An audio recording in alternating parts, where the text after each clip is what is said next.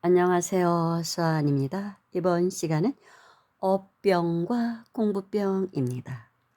오래전에 저의 스승이셨던 손처사님은 병에는 두 가지가 있다고 했습니다.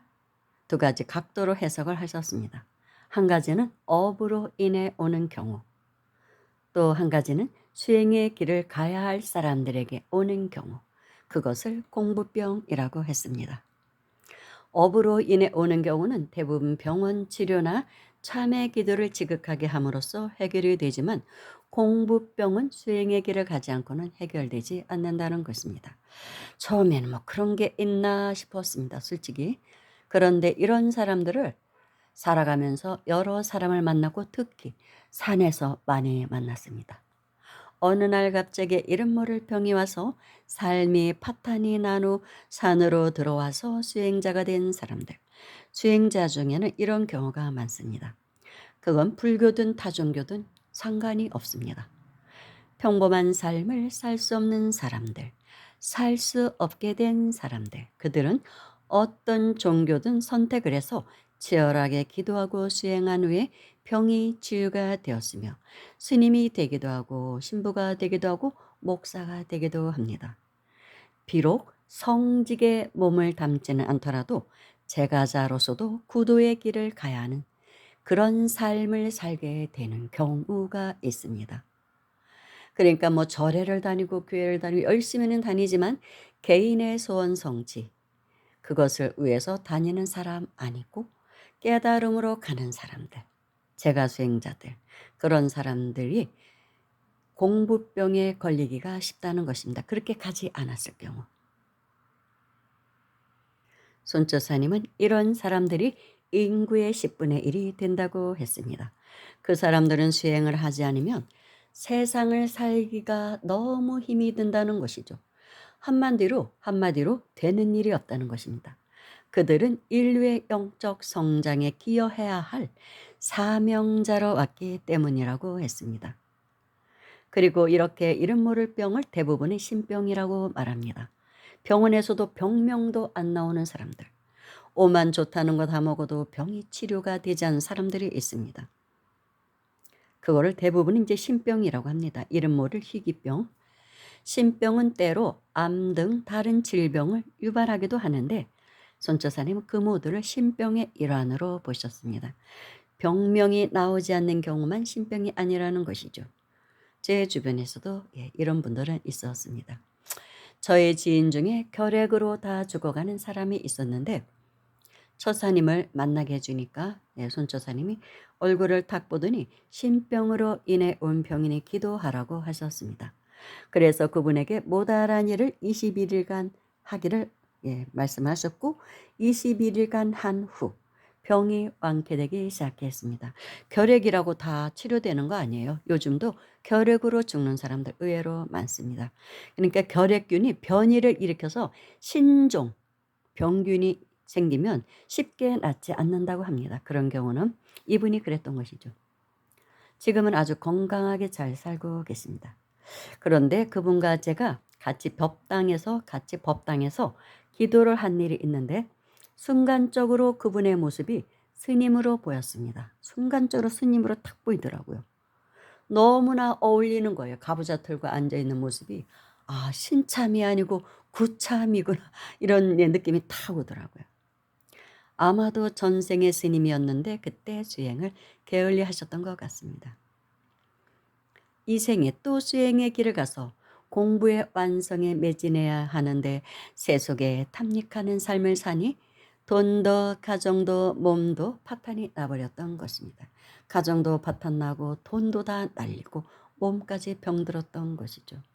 저에게 상담 오는 사람들, 편지 오는 사람 중에도 이런 사람들이 여러 분 계십니다. 그런 사람들은 치열하게 기도하셔야 되고 단순히 소원 성취, 지금 이 고난만을 벗어나기 위해서 하면 안 됩니다. 일단은 벗어나고 한 후에도 계속 수행 정진을 해야 됩니다. 그러지 않으면 다시 또 닥쳐요. 병이 다시 오고 또 회복이 되질 않아요. 돈이 또 들어왔다가도 또 다시 나가고. 그런데 이 고사님 같은 경우는 돈도 다 이제 들어오기 시작했고 지금 뭐 한 70대셨는데 아주 편안하게 잘 살고 계십니다.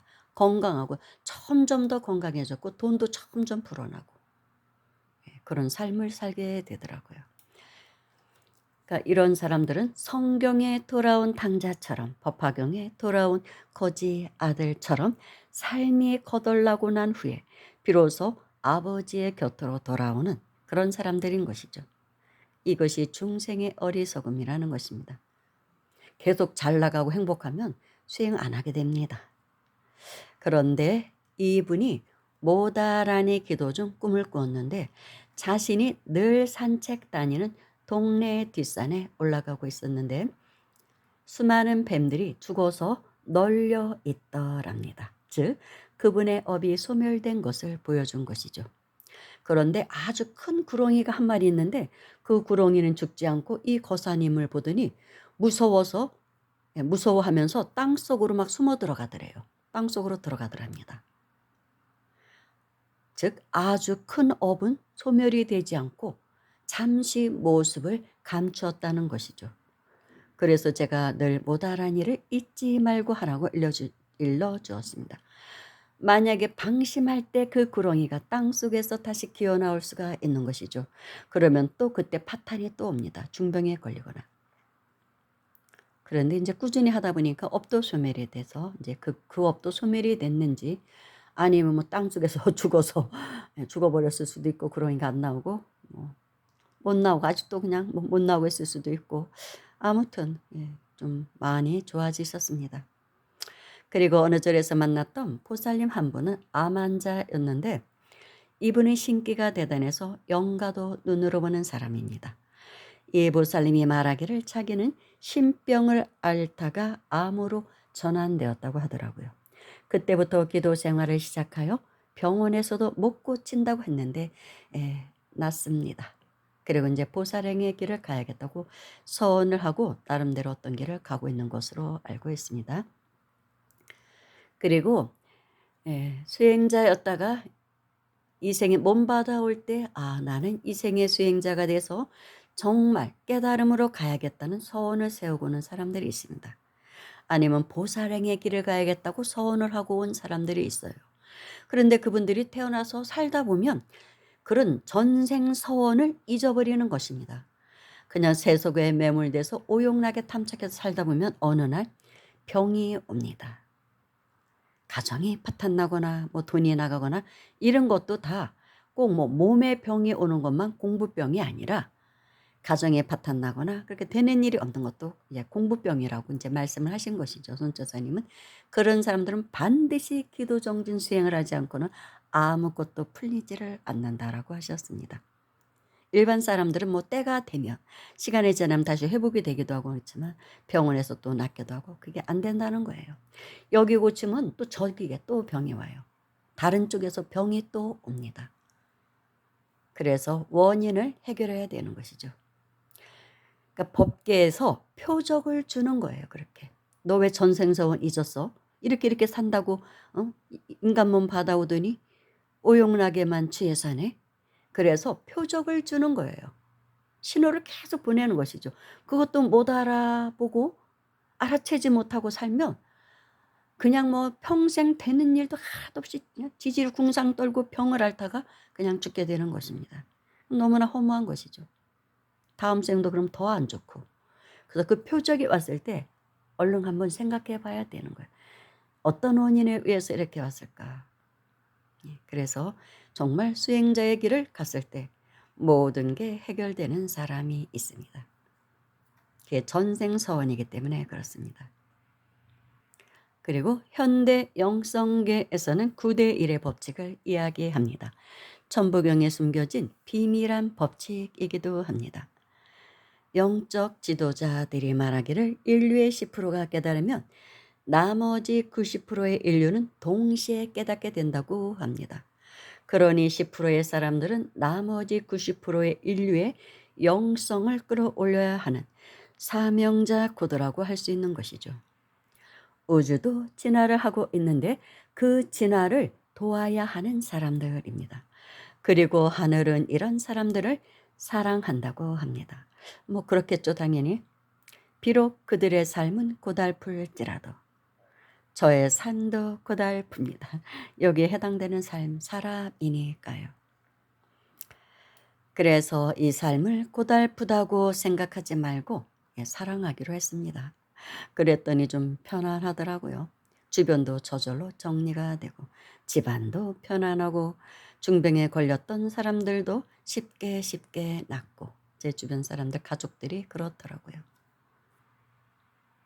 이 자체가 이 우주 법계의 설계라는 것입니다. 10명 중에 한 사람은 이 길을 가게끔 하는 것이. 왜냐하면 이 우주는 이 우주 인류 생명 전체를 우주 만유 생명을 파동을 끌어올리려고 하니까요. 끌어올리려고 하고 있기 때문에 그런 사명자들을 그렇게 낸다고 합니다. 비록 고달프긴 하지만 이 임무를 잘 수행을 하면 영적인 진보를 급속도로 이런 사람들은 이루게 됩니다. 좋은 곳에 갈 확률이 그만큼 높은 것이죠. 이것이 화엄법계의 이치라고 선처사님께서는 늘 말씀하셨습니다. 화엄 세계가 어떻게 돌아가는지를 알아야 된다. 그것은 책 공부만 갖고는 알 수가 없다라고 하셨습니다. 해안이 열려야 된다고. 감사합니다.